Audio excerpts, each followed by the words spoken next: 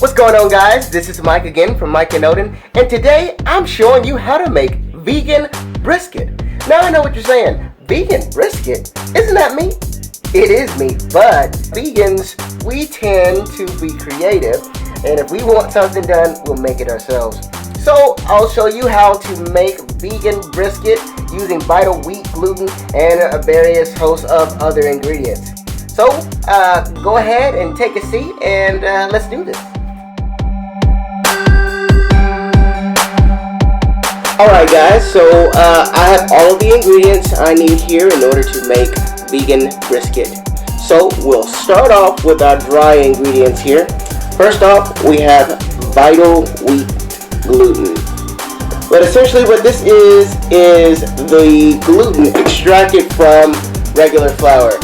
You can actually take regular flour, rinse it out, all of the starch, and you'll be left with the wet version of this. But for convenience factor, we're using the dry version, so we can just add seasonings that way. Next, I have the seasonings that I'm going to add to the vital wheat gluten. Now, I will put the description in the description box, so you know exactly what I put in this mixture as well as the quantities. So, what I'm going to do is just add that on it. Now, all I'm going to do is just mix it in. So once all of your seasonings are incorporated into the vital wheat gluten, now it's time to add the wet ingredients. So in order to give my brisket a bit more moisture, I am adding pureed chickpeas, which I just had a can of chickpeas. I just pureed them in my blender. And I'm just going to add a third of a cup. Throw that in. I'm going to add my wet ingredients here. Again, that will be in the description. I'm not going to add all of this. I'm just going to add enough to get all of the flour wet, and then add more as needed. But what you really want to do now, you just want to fold that in until all of your ingredients is wet. Now, this is different from flour. It's going to give you a different texture.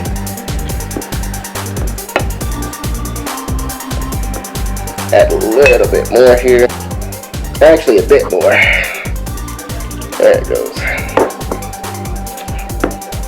You gotta do this quickly or it starts to form up on you really quick.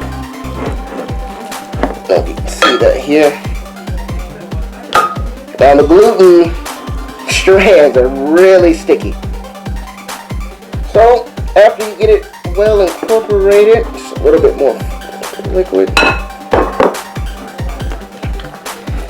You're going to take it out of the bowl.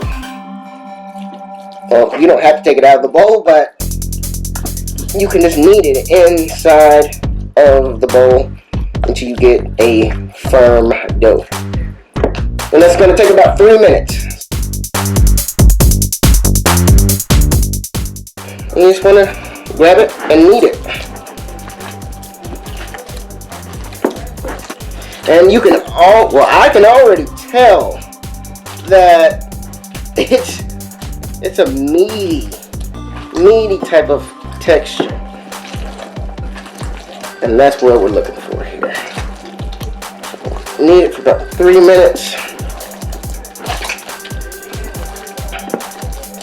Man, this smells freaking awesome. So the more you knead the dough, the more the gluten strands develop. This is almost like making bread, you know, as far as kneading the dough to develop the gluten strands. So at this point it's pretty well incorporated here. I don't know if you can see that here, but it's super stretchy. So I'm going to let this sit for about 10 minutes and then knead it just a little bit more. And I'll be back in 10 minutes. So while I let my brisket sit and rest, you know what time it is. Wine time. How you doing? Alright guys, so also what I'll do while my brisket sits, I'm going to use the rest of this liquid and make a basting liquid. So I'm just going to pour that in there, And I've got some Sweet Baby Ray's honey chipotle barbecue sauce. You can use whatever you like, but I wanted a little bit of spice, so here we are. I'm just gonna add a liberal amount here.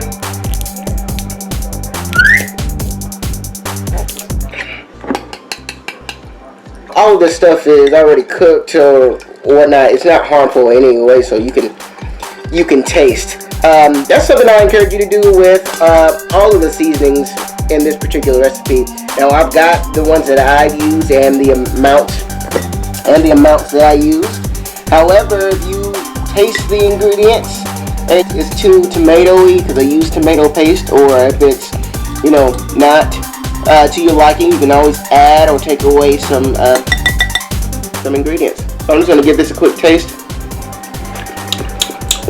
And yeah, that's good. So you'll also need some heavy duty aluminum foil and I'd say 13 by 9 pan for this quantity. I wouldn't go any bigger with that just because I don't know how that would affect cooking time. Alright guys, so it's been 10 minutes and the brisket has sat. So what I'm going to do now is take it out and show you guys what it looks like. Now obviously it doesn't look like brisket now, but what I'm going to do is to shape it up into a loaf. And I'm going to go ahead and put that into my lined 13 by 9 pan. And just spread it out like that.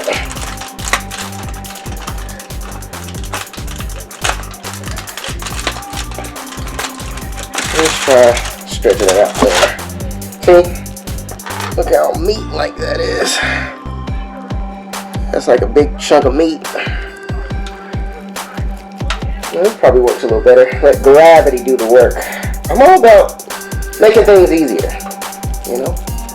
That's the American way. So, I got it generally in a shape I want it.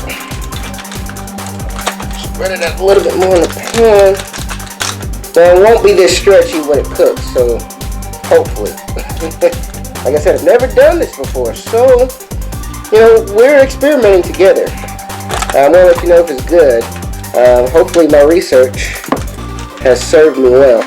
Alright, so now that it's in the pan and in a general meat-like surface, I'm going to put a little bit of the sauce I already had on there.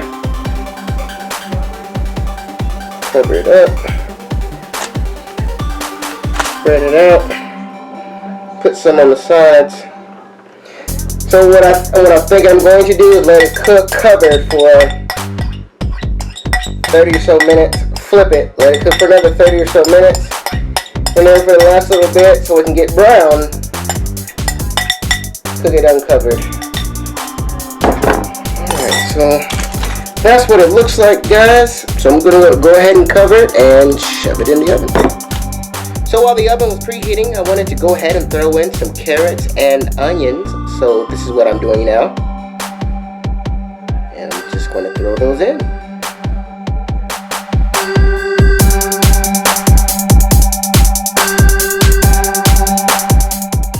So I've preheated the oven for 350 degrees Fahrenheit. And I'm just going to cook this bad boy covered for about 40 to 60 minutes. I'll be checking it throughout. I may flip it one time just to make sure that everything is covered and it's basted the right way.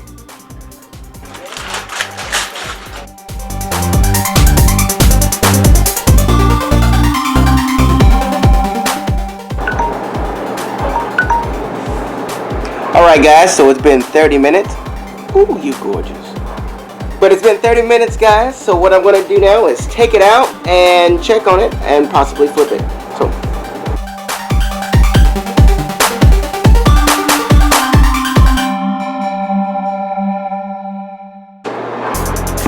right, here it is. It smells amazing. Let me take a look here. I felt like I wanted to go ahead and flip it.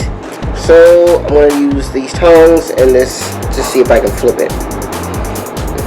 It's getting a bit firmer though, so that's good. And I want you guys to see me do this, so if I screw up on camera, you get a good laugh.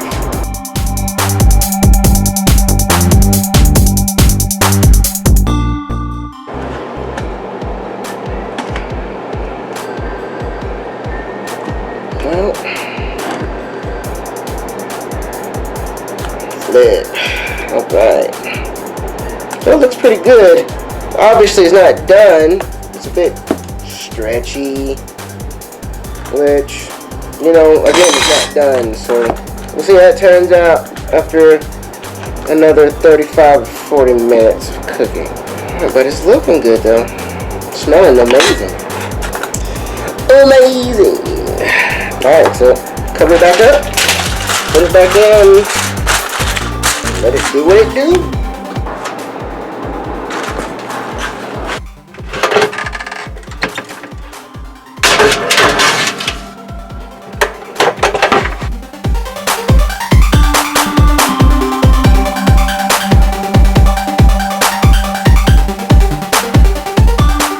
So I've made a quick sauce here. I've got vegetable broth, some Dijon mustard, and some of that barbecue sauce that I showed you guys earlier. And I also crushed some black peppercorns in there. So, like I said, I'm just going to cover this up, put that on top of here.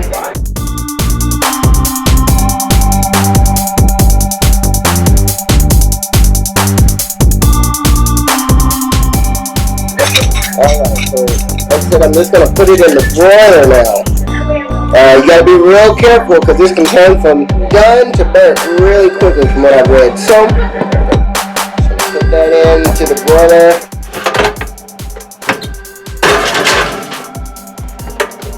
Okay, I will let you guys know what it looks like in about 5 to 7 minutes.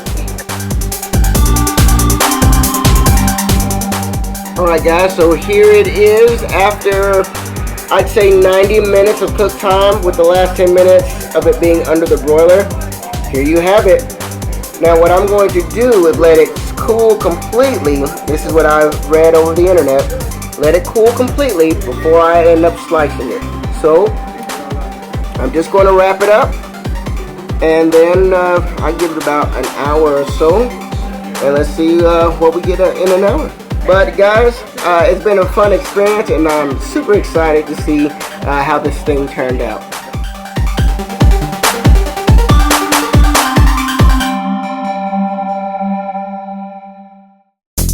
Alright guys, so it's been a few hours since I initially took it out and it's now cooled down to where I can feel comfortable with slicing it. So that's what we're going to do right now and let's do it. Alright guys, so I just moved it straight out of the 13 by 9 pan with the tin foil and all and transferred it to a flat surface, a cutting board. And now, I'll show you guys what it looks like. Let's see. So as you can see, it's got a pretty firm texture now. Still a little bit, I mean it's tender. It's almost like a roast, so yeah. So what I'm going to do is just move some of this here and see how it slices. Wish me luck guys. Like I said, I've never done this before, so this is new. I just want to put a thin slice in there. Now, what I've read is in order for it to get the texture that you really want, you want to cut your slices and then pan fry it. So that's what I'm going to do. Let's get a good slice here. I'm just trying not to cut the tin foil. Here it is. It's a little stretchy, but I don't know if you can see that, but it looks pretty much like meat. I mean, look at those fibers. That looks like meat. Like, really does. So I'm going to cut off a few slices, and then I have a hot pan here, and I'm going to just brown them up a little bit and show you the final result.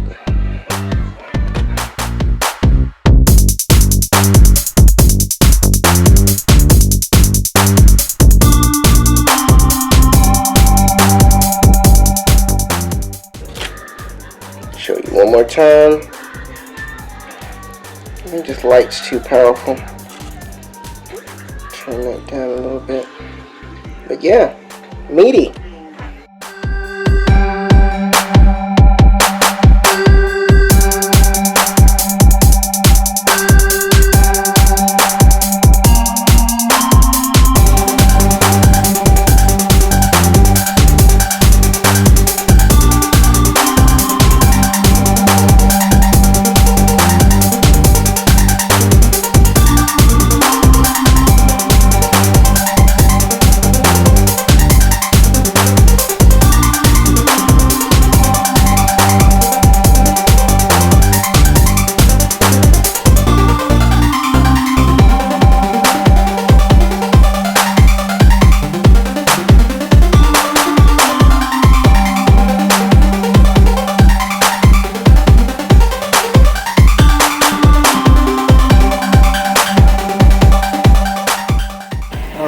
So this is as brown as I wanted it, and it really firms up the meat, or the wheat meat, the seitan, to a consistency that is just like meat. I mean, if I didn't tell you that this was not meat, come on, you'd be like, okay, let me get some of this meat. So there you have it, guys. I'm going to go ahead and this is just showing you how it looks after you round it up, and just to try to show you the consistency. You can cut it with a fork. That's a chewier bit there, but the inside here, it's like this right here is like the fatty part of a brisket. It's the same consistency. Like, seriously, if I didn't tell you this wasn't meat, you'd be like, what kind of meat is this? Like lamb or something like that, except without the gaminess. But I'm going to go ahead and plate it and show you guys the end result.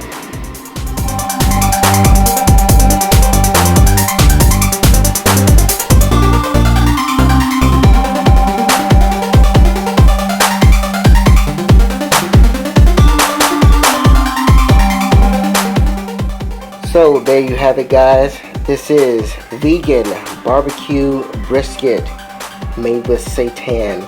If you don't know anything about it, go ahead and look it up. I want to give you the Wikipedia description on the description section. And as you can see, this is a hefty plate. So if you like this recipe, go ahead and share it with your friends, and give it a try and tell me how you like it. But until next time, this is Mike and Odin signing out with another balling vegan recipe. Have a good day, guys.